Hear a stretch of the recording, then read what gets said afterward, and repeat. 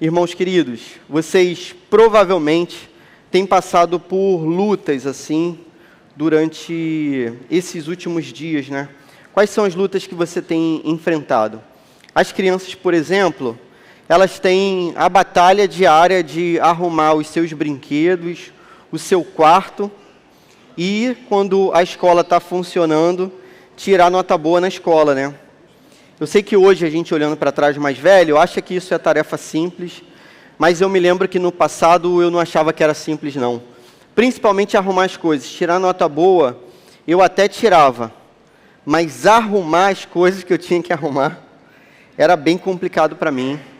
Talvez a sua batalha seja um pouco maior, se você estiver mais velho um pouquinho, e seja tentar sustentar a sua casa, né, diante das dificuldades financeiras que a gente tem enfrentado.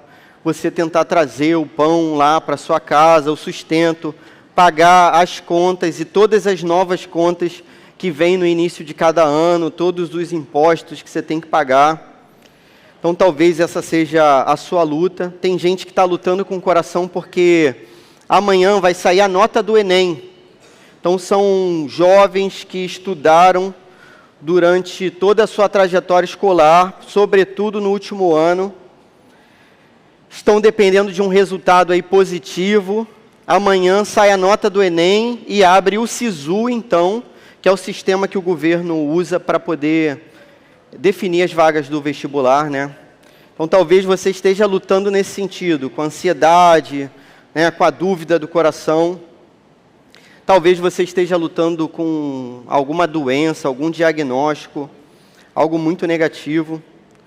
A gente vai ver hoje a história de uma pessoa muito importante para o reino de Deus, que é Josué. Josué foi chamado para enfrentar muitas batalhas. Na verdade, o Senhor promete a Josué que ele vai ser vitorioso, mas diz ao mesmo tempo que ele tem que ser forte e corajoso. Eu sempre achei isso estranho, porque se Deus garante a vitória no final, parece que a gente não precisa fazer nada, né? Mas Josué tinha que responder de modo positivo, com fé, tinha que acreditar naquela palavra. Josué vai ser chamado para substituir Moisés. Você sabe quem foi Moisés? O maior líder aqui do povo hebreu, do Antigo Testamento. A tarefa de Josué não era tarefa fácil. E quando Josué começa a liderar o povo, apesar dele ser um grande líder militar daquele povo, você deve lembrar de um episódio do Antigo Testamento, senão vou te contar pela primeira vez. Tem uma hora que Moisés está no alto do monte, vendo o povo batalhando. Moisés tem que ficar com os braços levantados. Enquanto Moisés está lá com os braços levantados, o exército está sendo vitorioso. Se Moisés abaixa os braços, o exército perde. Quem está lá na frente da batalha, né, batalhando e olhando para trás para ver se Moisés consegue ficar com os braços levantados, é Josué. Josué era um homem experimentado na batalha, um grande militar. Se você ler o início do livro de Josué, você vai perceber que ele começa fazendo coisas que nenhum militar faria. Então a primeira coisa que ele faz é circuncidar o seu exército.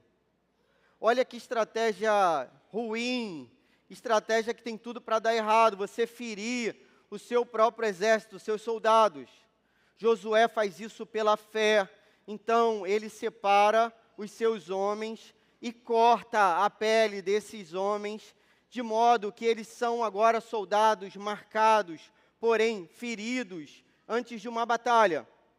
Josué também vai celebrar pela primeira vez a Páscoa na Terra Prometida. Então ele resolve fazer uma festa, uma celebração, seguindo aquilo que Deus espera dele. E agora ele está caminhando sozinho, e agora realmente ele está no modo militar dele. Antes ele estava no modo ali, né, cumprindo o seu papel de líder, à semelhança de Moisés. Parece que ele é um espelho de Moisés, né? Moisés abre o mar, pelo poder de Deus, obviamente. Josué abre o rio, pelo poder de Deus, obviamente. Josué faz as coisas que ele tem que fazer, cumpre aquilo que ele tem que cumprir. mas agora ele entra no modo militar dele e começa a reconhecer o terreno onde a batalha vai acontecer. É muito eficaz dentro de uma estratégia militar que você saiba onde você vai lutar, porque você consegue se preparar melhor para a batalha conhecendo o terreno. Parece, por exemplo, que na Guerra do Vietnã, um dos problemas do exército americano foi esse, não conhecer o campo de batalha, e por isso sofrer muito dano no campo de batalha. Josué agora começa a andar pela terra e observar onde ele ia lutar, e ele olha para cima e vê algo que ele não esperava. Ele vê o príncipe do exército do Senhor, e aí ele interage com esse príncipe do exército do Senhor. E esse trecho, que parece um trecho meio nada a ver no meio dessa narrativa, na verdade é o coração da narrativa, é o mais importante. Esse trecho aqui vai definir a história de Josué no livro todo. E eu acredito que isso é sobremodo importante para nós. Você vai tirar lições valiosas para a sua vida, assim como eu as tenho tirado. Uma vez eu preguei nesse texto há 9 anos no Gol aqui na igreja. E há 9 anos esse texto sempre me revisita. Eu espero que seja algo marcante para a sua vida nessa noite. Então, você está preparado aí? Josué, capítulo 5, verso 13, diz assim a palavra do Senhor. Quando Josué estava perto de Jericó, levantou os olhos e olhou, e eis que se achava em pé diante dele um homem que trazia na mão uma espada. Josué se aproximou dele e perguntou: você é dos nossos ou dos nossos adversários? Ele respondeu: não sou nenhuma coisa nem outra. Sou príncipe do exército do Senhor e acabo de chegar. Então Josué se prostrou com o rosto em terra e o adorou. E lhe disse: que diz meu senhor ao seu servo? O príncipe do exército do Senhor respondeu a Josué: tire as sandálias dos pés, porque o lugar em que você está é santo. E Josué fez assim. Amém e amém. Qual lição esse texto traz para a nossa vida? Primeira lição que eu queria que você guardasse no seu coração, se você tem o costume de anotar, que você anote também. A nossa história não é a principal, mas a história do Deus que salva. A nossa história não é a principal, mas a história do Deus que salva. O quadro aqui é interessante. Josué olha para cima, vê o príncipe do exército do Senhor, e ele vê esse príncipe do exército com uma espada na mão. O texto aqui nessa língua diz que essa espada estava nua, é uma espada desembainhada, então é uma espada pronta para ser usada. Quando Josué se depara com essa cena, um cara com uma espada desembainhada, ele pergunta assim: você é dos meus ou dos meus inimigos?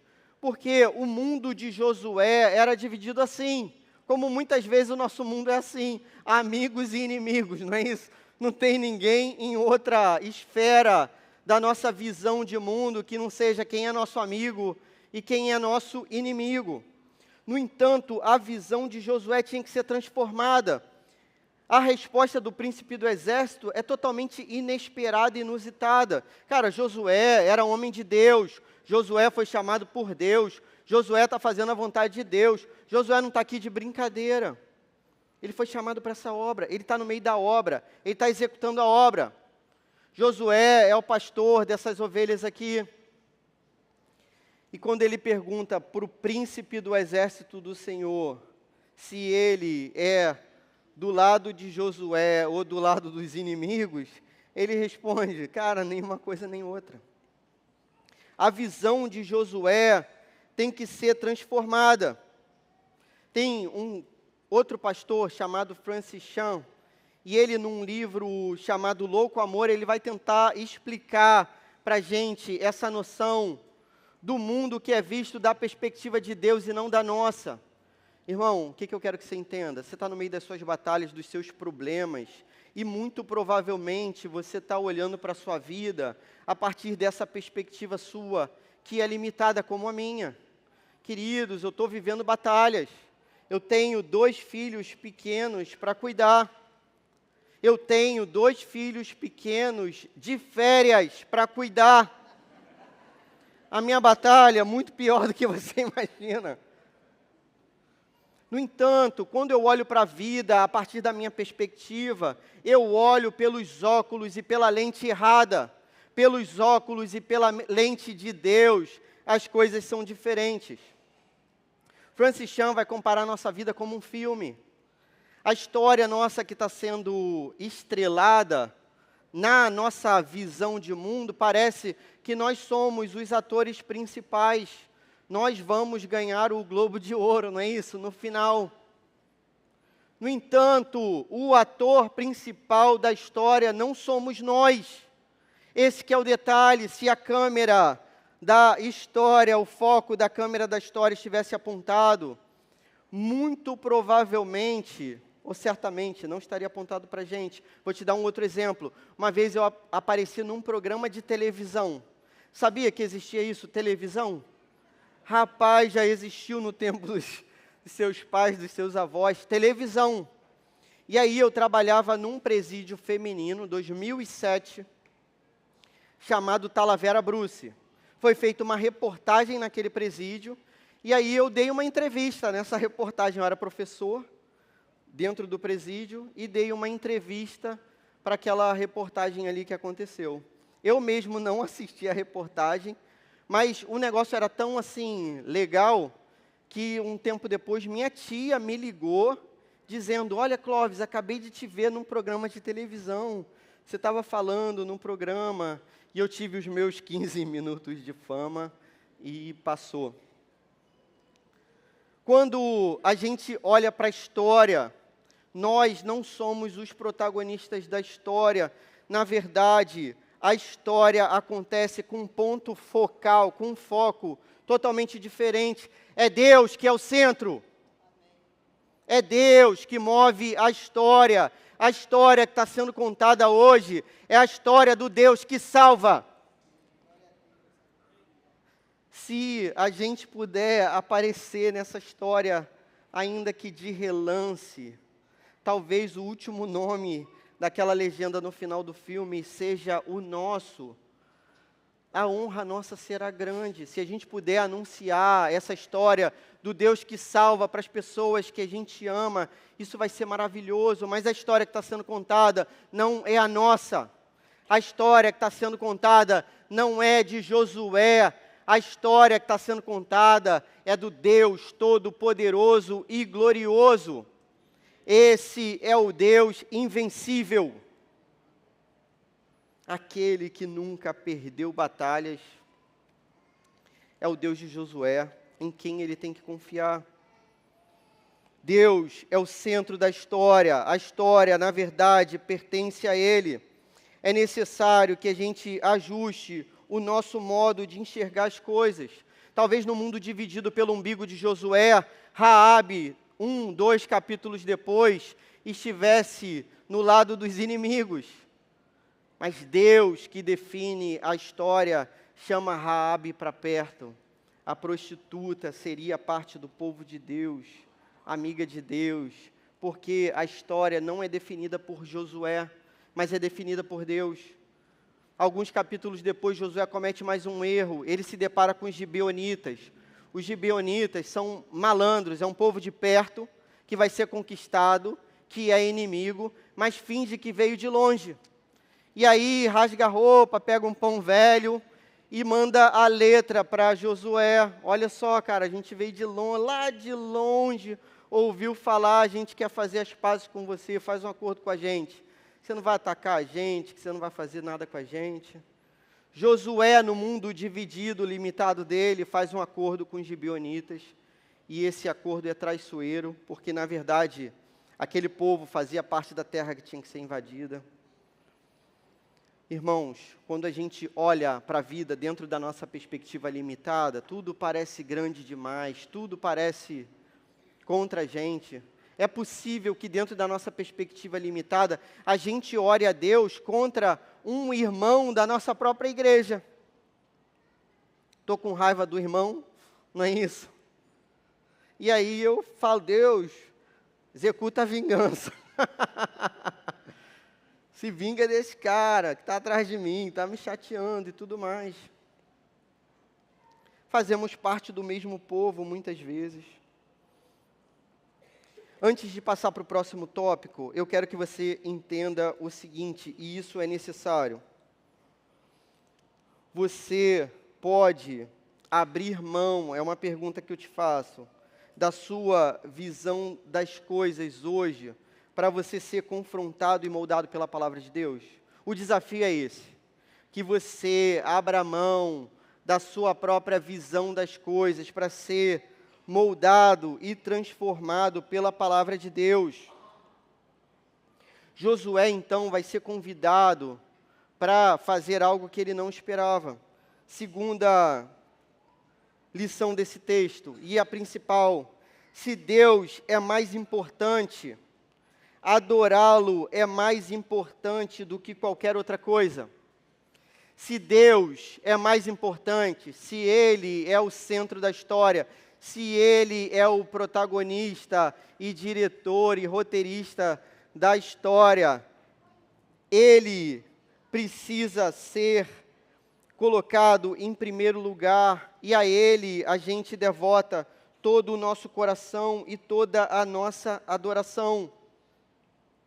Josué aqui no texto é bastante prático. Já reparou que quando ele se encontra com o príncipe do exército do Senhor, ele faz uma pergunta, ele diz assim: e qual é a mensagem que você tem para o seu servo? Josué já quer chegar no final das contas, e a mensagem é estranha para a gente, porque entre tanta coisa que o príncipe do exército do Senhor poderia dizer para Josué, entre tanta coisa que ele poderia revelar sobre a batalha no futuro, entre tanta coisa importante da vida de Josué, esse príncipe do exército de Deus vai dizer para ele tirar as sandálias dos pés, porque o lugar em que ele está é santo. Você lembra de uma outra cena assim? Por isso que Josué é um espelho de Moisés. Lembra? Êxodo capítulo 3. Capítulo 3, verso 5, Deus aparece para Moisés na sarça ardente. Moisés se aproxima, encantado com aquela visão, e ao passo que ele se aproxima, ele ouve a voz de Deus dizendo: Moisés, tira as sandálias dos seus pés. O lugar onde você está pisando é lugar santo, é terra santa. Lá no Novo Testamento a gente tem a parábola do filho pródigo. Lembra dessa parábola? Lucas 15. Talvez o texto mais importante de todos, mais famoso de todos. Na parábola do filho pródigo, o filho pede a sua herança para o seu pai, filho mais novo, e ele, obviamente, deseja que seu pai morra. Antes do pai morrer, ele já quer a sua parte. Pega a sua parte e torra, e gasta, e desperdiça os seus bens. Quando ele se arrepende, no meio da lama, no meio dos porcos, ele olha para a sua própria vida e pensa: poxa, os empregados do meu pai vivem uma vida melhor que a minha. Já sei o que eu vou fazer, eu vou voltar para casa e vou dizer: pai, não sou digno de ser chamado teu filho. Trata-me como um dos teus trabalhadores. E ele volta para casa. Só que quando ele volta, o pai, vendo de longe, corre na direção dele. E quando o encontra, o pai o abraça e o beija. E o pai coloca um anel no seu dedo, roupas novas e sandálias nos pés. As sandálias nos pés ali significam que aquele jovem que volta para casa, ele faz parte daquela casa não como um servo, mas como filho. Aqui Deus exige que Josué tire as sandálias dos pés, para que ele se coloque também na posição de servo. Entenda, é claro que você é filho de Deus, e isso é maravilhoso, e foi conquistado por Jesus Cristo. mas uma das formas em que a Bíblia comunica a nossa relação com Deus é que nós somos servos também. Devemos nos humilhar diante de Deus, devemos nos ajoelhar diante de Deus, colocar o nosso rosto no pó, lembrando que a gente veio do pó, é pó no pó, sem sandálias nos pés, na posição de servo, adorando o Deus Todo-Poderoso. Essa é a prioridade do nosso chamado. Você pode ter se enganado. Talvez você tenha entrado aqui achando que você foi chamado para ficar rico. Talvez você tenha entrado aqui achando que você foi chamado para ser bem-sucedido. Talvez você tenha entrado aqui achando que você foi chamado para ser aprovado e ter uma vaga no SISU. O Senhor chama você para que você se ajoelhe diante dEle, para que você o adore, para que você coloque a sua cabeça baixa, rosto no pó, ouça a mensagem de Deus para a sua vida e obedeça. O texto termina dizendo, e Josué fez assim. Josué obedeceu. Irmão querido, a gente é chamado para muitas batalhas, certamente. A gente é chamado para fazer muita coisa em nome de Deus e do agrado de Deus, com certeza. Mas o seu maior chamado é esse: parar tudo na sua vida, e se ajoelhar diante do Deus que te salvou.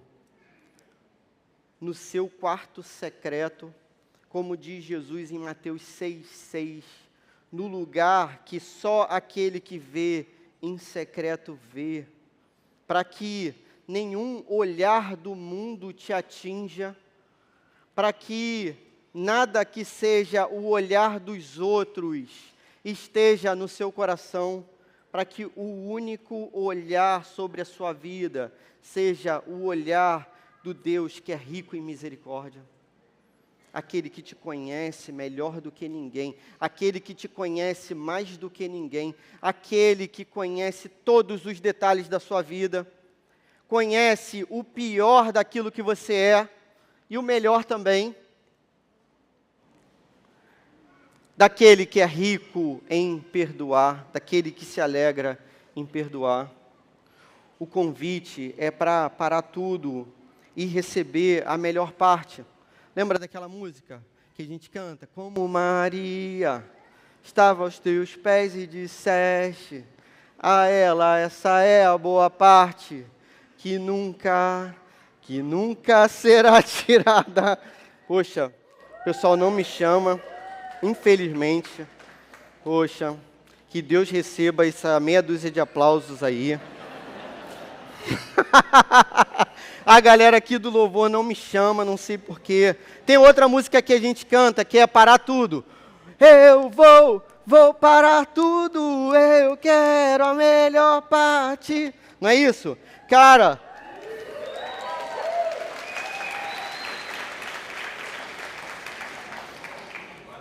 agora vai. Na época que eu corria, a segunda música do meu set list era essa. Aí na segunda música eu já parava, eu vou parar tudo. Não aguento mais correr, parei.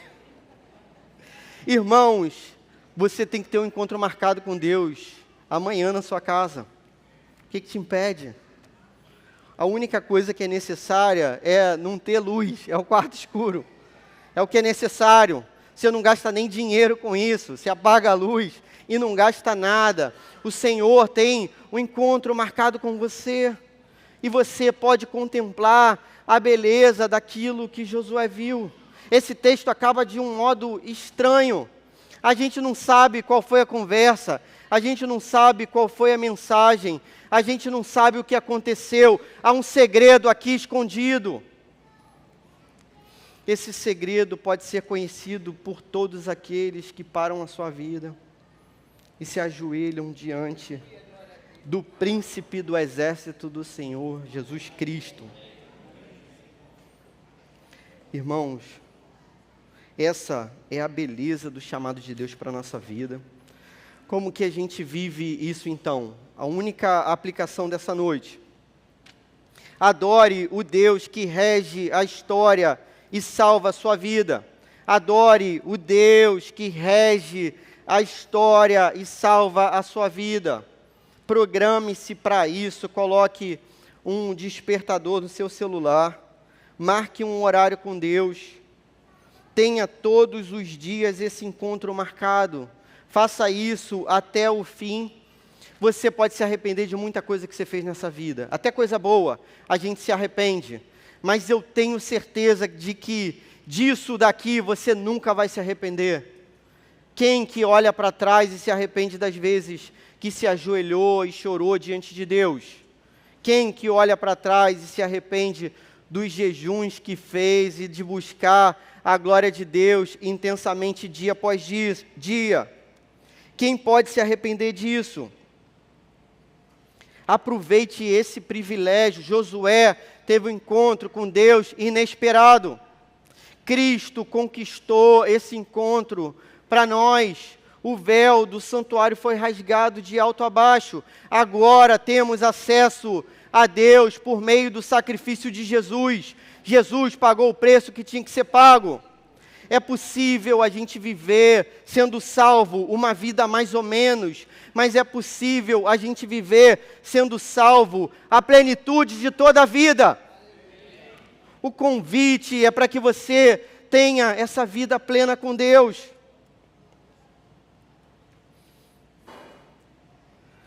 Nesses momentos em que eu me ajoelho sozinho com Cristo, eu tenho um vislumbre da glória dele, aquilo que eu verei pela eternidade. A Bíblia diz que Jesus enxugará as nossas lágrimas. A Bíblia diz que ele fará isso, e eu creio por causa da palavra de Deus. Mas quantas e quantas vezes eu já vivi isso, irmãos, nessa vida? Quantas vezes o Senhor enxugou as minhas lágrimas? Para isso, é necessário que você tire as sandálias dos seus pés, que nenhum compromisso te atrapalhe. Talvez seja importante tirar esse Pokémon de perto de você, do mal aqui, o Charizard do mal, para as crianças aí, beleza? Coloca no modo avião. Se a única Bíblia que você tem está aqui, coloca no modo avião, pelo menos, para isso não te atrapalhar.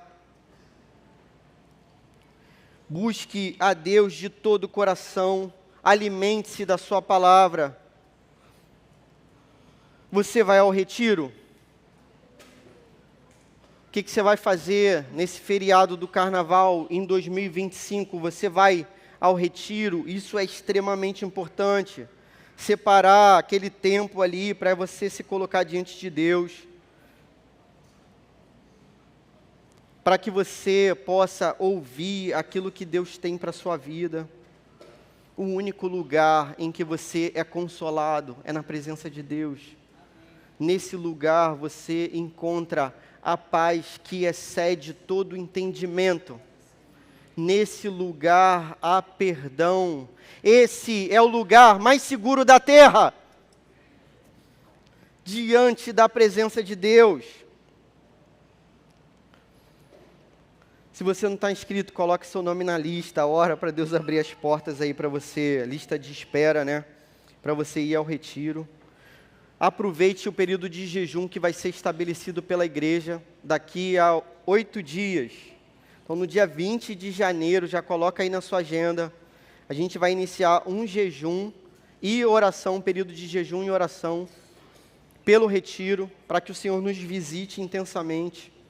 Então, se programe para isso, estabeleça um horário para fazer isso, se dedique a essa tarefa.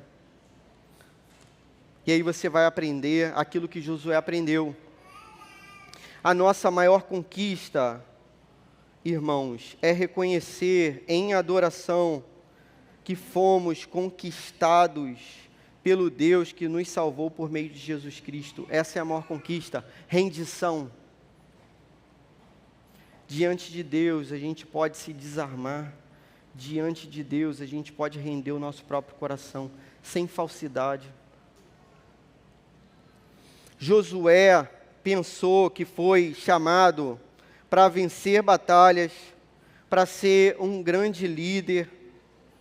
Ele foi chamado para isso também, mas o maior chamado, na verdade, foi para adorar o Deus que é vitorioso e invencível. A maior vitória de Josué é se ajoelhar diante do príncipe do exército de Deus. O seu maior chamado, meu irmão, não é vencer batalhas. Isso pode acontecer, isso será importante certamente.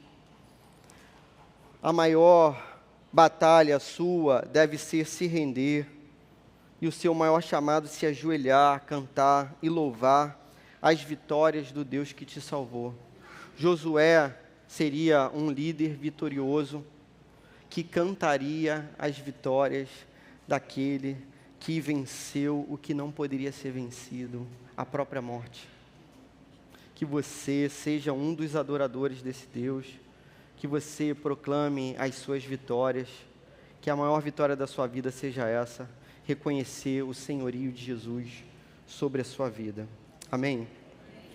Senhor, muito obrigado pela sua palavra, Senhor. Muito obrigado, porque inesperadamente, no nosso cotidiano, somos chamados ao seu encontro, Senhor, e podemos a todo momento recorrer à tua presença, à tua bondade, ao teu perdão, ao teu consolo, ao teu auxílio, Senhor. Muito obrigado. Muito obrigado porque você é Deus presente, Emanuel, Deus conosco. Muito obrigado porque até aqui o Senhor não nos abandonou, até aqui o Senhor nos ajudou certamente. Senhor, se somos vitoriosos, é porque cantamos as tuas vitórias. Obrigado porque você venceu aquilo que nenhum de nós poderia vencer. Jesus, toda a glória ao teu nome. Que você seja adorado aqui nesse lugar, nessa igreja, Jesus. Que seja assim naqueles dias de retiro. Jesus, que o seu nome seja colocado acima de todo nome. Que seja assim no nosso coração, Jesus. Que seja assim. Amém.